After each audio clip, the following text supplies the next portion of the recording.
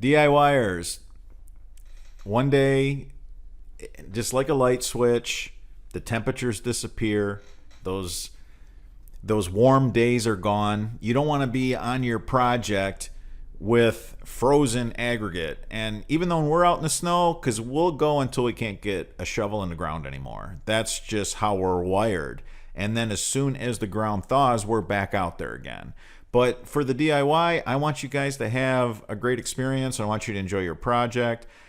And if you're going to hire this out, stop procrastinating. I know that right now it's the last of, the summer days. We're going in the fall, but time is running out. You definitely want to get your yard drainage taken care of so that you're not living another winter freeze and thaw and what comes in spring, that nightmare of your yard pooling with water, your basement leaking, whatever your situation is, get it taken care of. So that's the point of this video, everybody.